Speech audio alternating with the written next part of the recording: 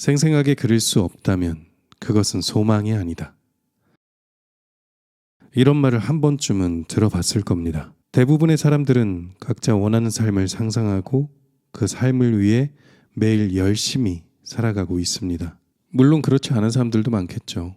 하지만 지금 제 이야기를 듣고 있는 여러분은 분명 바라는 것 하나쯤은 가지고 있을 겁니다. 아까 문장을 다시 가져와서 생생하게 그릴 수 없다면 그것은 소망이 아니다. 이 말을 바꿔보면 생생하게 그려야 그것이 소망이다. 소망이란 이루어지는 것을 전제로 하기 때문에 생생하게 그리지 않으면 소망이 이루어지지 않는다. 원하는 것이 이루어지지 않는다란 뜻입니다. 시크릿이란 책이 출간된 이후에 이 생생하게 그려라 라는 말을 정말 많이 우린 들어봤습니다. 근데 이 말이 가만히 들여다보면 정말 어려운 말입니다. 일단 생생하게 그린다는 뜻은 상상하라는 뜻입니다.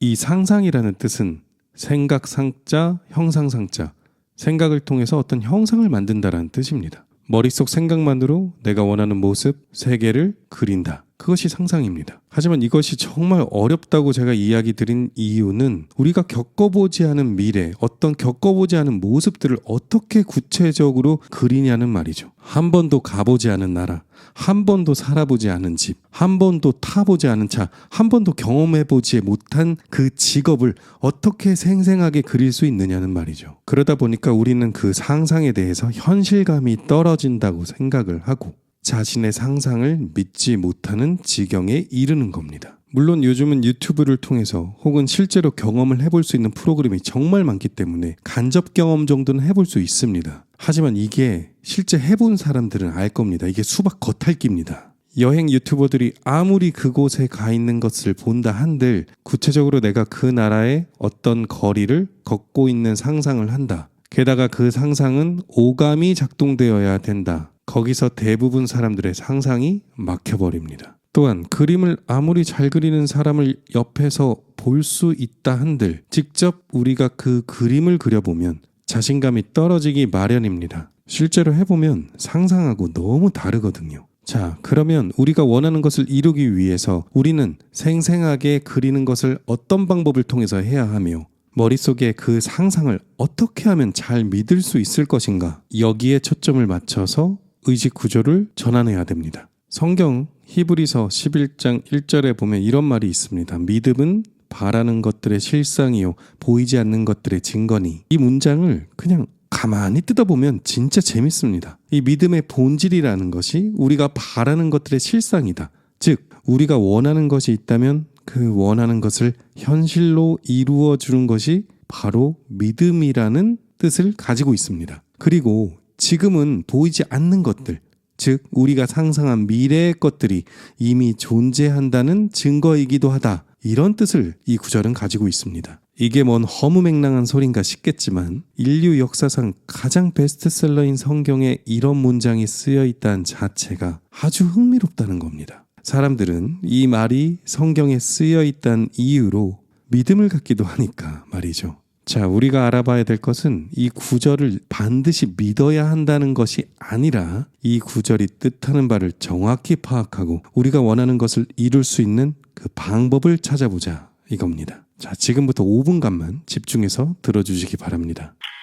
이 성경의 맥락에서 믿음의 본질은 이 신에 대한 신뢰와 의지를 포함하고 있습니다. 이것은 신의 존재에 대한 믿음, 신의 약속과 말씀이 진실이다는 것을 의심 없이 받아들인 것을 의미합니다. 중요한 건 우리가 지금 신에 대한 이야기를 하는 건 아니지만 제가 매번 이야기하듯이 신은 사실 내 안에 가장 나와 닮은 모습으로 존재하는 그 무엇이다. 이 사실은 지금까지 수많은 성공자와 영성학자, 자기계발 작가들을 통해서 이미 검증된 바 있습니다. 명상이나 요가의 달인들도 결국 그 깨달음의 끝에서는 그가 나이고 내가 그이다 말을 하곤 합니다. 이걸 그냥 단순하게 우리가 풀어보면 우리의 내면에는 분명 보이지 않는 그 무엇이 어떤 흐름이 열심히 우리의 삶을 만들어가고 있다. 그러니까 어른들이 살다 보면 이런 이야기를 하잖아요. 그냥 흐르는 대로 살아라. 될 일은 된다. 안 될 일은 안 된다. 그게 삶을 자포자기하는 자세가 아니라 삶에 순응하는 자세거든요. 자신의 삶이 어디서 나왔습니까? 내 안에서 나온 겁니다. 내게서 나온 내 삶입니다.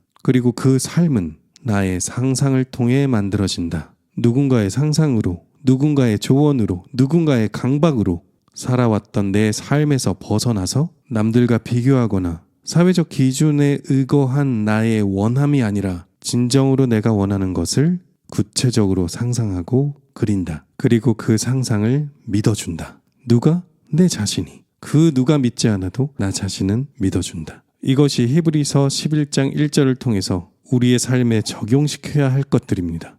다만 반드시 짚고 넘어가야 할 것은 우리가 하는 이 상상이라는 단어에는요, 좋고 나쁨이 없다는 겁니다. 내가 부자가 되는 상상을 할 수도 있고 가난해지는 상상도 할 수 있다, 이런 뜻입니다. 정말 아이러니한 건 사람들은 자신에게 좋은 상상은 잘 믿질 않습니다. 기껏 부자가 되는 상상, 시험에 합격하는 상상, 좋아하는 사람과 연인이 되는 상상을 실컷 해놓고 한다는 생각이 에이, 이게 내가 될 수 있겠어? 하고 체념해버리거나 안 되면 어쩌지? 혹은 될 리가 없잖아.